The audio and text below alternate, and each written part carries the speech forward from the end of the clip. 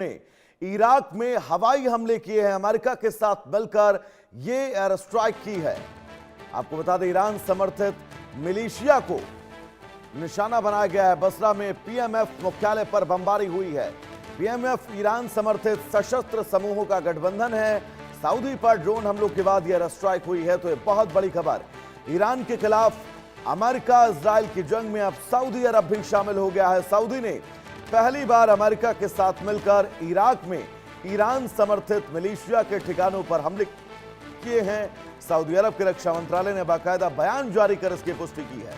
America और Saudi air force ने Iraq के बसरा प्रांत में हश्द अल शाबी के मुख्यालय पर बमबारी की है, जो अपने आप में बहुत महत्वपूर्ण है। पीएमएफ इराक के कई ईरान समर्थित सशस्त्र समूहों का गठबंधन है। कहा जा रहा है कि पिछले कुछ दिनों से सऊदी अरब पर हो रहे ड्रोन हमलों के पीछे इसी गुट का हाथ था। अमेरिकी सेंट्रल कमांड के मुताबिक ये कार्रवाई पिछले 72 घंटों में अमेरिकी और सऊदी सैन्य ठिकानों पर हुए 30 से ज्यादा ड्रोन हमलों के जवाब में की गई है। हमारे साथ ब्रिगेडियर साहब लगातार जुड़े हुए हैं। सर, अब ये पहली बार है जब सऊदी और अमेरिका ने मिलकर ईरान पर इस युद्ध के दरमियान पलटवार किया है, तो क्या ये मानकर चला जाए अब इस युद्ध का दायरा देश परदेश बढ़ता जा रहा है और आगे भी बढ़ेगा? देखिए वैभव जी, आपको देखना पड़ेगा, सऊदी अरेबिया को फोर्स किया गया है इस युद्ध में उतरने के लिए। जब हूथीज उसके कमर्शियल शिप और ईस्ट वेस्ट गैस पाइपलाइन पे हमला करते हैं तो उनके पास ऑप्शन नहीं बचता। और कहीं ना कहीं उनके एनर्जी सेक्टर को अगर आप टारगेट करेंगे तो Saudi Arabia as it is America के साथ हमेशा से खड़ा रहा है। उसने अब देखिए मिलके जिस तरीके से बसरा के पीएमएफ के इलाके में हमला किया है, दिखाता है कि वो इन तमाम जो मिलिशिया फोर्सेस है जो ईरान समर्थित है उसके बरखिलाफ खड़ा हुआ है। और एक मैसेज भी उसने हुतीज को दिया है कि अब वो दिन दूर नहीं जब हुती पे भी हमले अमेरिका की मदद से सऊदी अरेबिया करना शुरू करेगा। हुतीज के ऊपर हमला करने का मतलब कि यमन में क्लियर कट उसका इंटरेस्ट दिखाना है। यमन में एज इट इज कई मिलिशिया फोर्सेस है जो सऊदी अरेबिया समर्थित है। जब उनको एक इम्पेटस मिलेगा, एक तरीके का मोटिवेशन मिलेगा, तो शायद उनका दायरा ऑपरेशन करने का तरीका पूरे यमन में फैलेगा और पूरे यमन को वो अपने फोल्ड में ले लेंगे। और ये जो ईरान समर्थित जो प्रॉक्सीज हैं हूथीज, उनको वो एलिमिनेट करने की बात कर रहे हैं। तो जब युद्ध का दायरा बढ़ता है तो अब ईरान के पास ऑप्शन क्या है? देखिए 2 दिन से तो ईरान के ऊपर कोई स्ट्राइक हुई नहीं थी। अब ये स्ट्राइक डिसाइड करेगा कि ईरान किस तरीके से रिएक्ट करेगा। क्या अमेरिका के मिलिट्री बेसिस पे हमला करेगा कि सऊदी अरेबिया के एनर्जी सोर्सेज पे हैंडल करेगा, डिसैलिनेशन प्लांट पे करेगा? अगर ईरान बहुत बड़ी तादाद में सऊदी अरेबिया पे हमला करता है तो युद्ध डेफिनेटली मिडिल ईस्ट में पूरे में फैल जाएगा।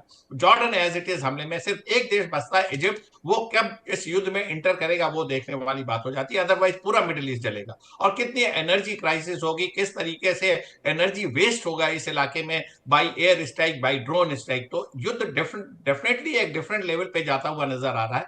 ईरान को इसमें बहुत ही एक कॉशियस तरीके से पैडलिंग करना पड़ेगा। अदरवाइज ईरान में जिस तरीके की तबाही अमेरिका चाह रहा है, बार बार ईरान अमेरिका को मौका दे रहा है। मेरा कहने का मतलब है, पहले आपने शुरुआत स्ट्रेट ऑफ हरमुज में की, जब आपने तमाम कॉमर्शियल वेसल पे हमला किया। आपके 14 पॉइंट के मसौदे साइन हो रखे थे, आपके लिए पूरी विन वाली सिचुएशन थी। आपने इस चीज को स्पॉइल किया और अमेरिका जो लग रहा था कि उसने एक गलत डील एमओयू साइन किया है, उसको मौका दिया युद्ध में फिर से वापस आने में और आपके यहाँ डिस्ट्रक्शन करने में। तो ये एक चिंताजनक विषय है जिस तरीके से सऊदी अरेबिया इस युद्ध में घुसा है। बातचीत के टेबल पर अब दोबारा बहुत जल्द तो लौट कर नहीं आने वाला है, क्योंकि अगर मैं खाड़ी देशों की बात करूं तो ईरान के चारों तरफ जितने भी लगभग देश हैं वो सभी अमेरिका के साथ मजबूती से खड़े हैं। और अमेरिकी सैन्य बेस बाकायदा उन्होंने अपने देश में जमीन दे रखी है अमेरिकी सैन्य बेस बनाने के लिए।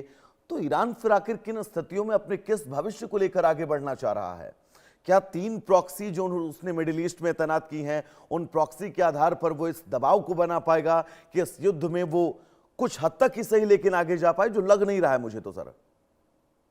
देखिए ईरान सरवाइव कर रहा है अपने नेशनल स्पिरिट और उसकी जो फाइटिंग कैपेबिलिटी है। आईआरजीसी का जो कमांड को उन्होंने डिसेंट्रलाइज किया है, छोटे छोटे सेक्शन, प्लाटून और कंपनीज जब स्ट्राइक करती हैं तो इससे वो युद्ध में बना हुआ है। और साथ में उसका जो मिसाइल और ड्रोन का जरखीरा है वो खत्म नहीं हुआ। वो सारे के सारे अंडरग्राउंड है, मोबाइल प्लेटफॉर्म है, जगह बदलते हैं, स्ट्राइक करते हैं और फिर अंडरग्राउंड हो जाते हैं। इसकी काट अमेरिका नहीं खोज पाया है, ना ही अमेरिका आज की डेट में ग्राउंड ऑपरेशन लॉन्च करने की स्थिति में है। वो हवाई अटैक करता है, ब्रिजेस तोड़ता तोड़ता है, ऑयल रिफाइनरी तोड़ता है, पोर्ट सिटी पे हमला करता है, आइलैंड्स पे करता है, लेकिन जो विक्ट्री होनी चाहिए वो नहीं हासिल हो पा रही है। और वहीं ईरान जो है और वजीर प्रॉक्सीज साहब, उसके साथ ये बड़े बहुत हिजबुल्लाह बहुत और अहम जानकारी आपने दी दर्शकों को हमारे, कि आने वाले वक्त में स्थितियां क्या कुछ हो सकती हैं, और फिलहाल इस वक्त सिनेरियो जो चल रहा है उसको बहुत शानदार तरीके से आपने समझाया।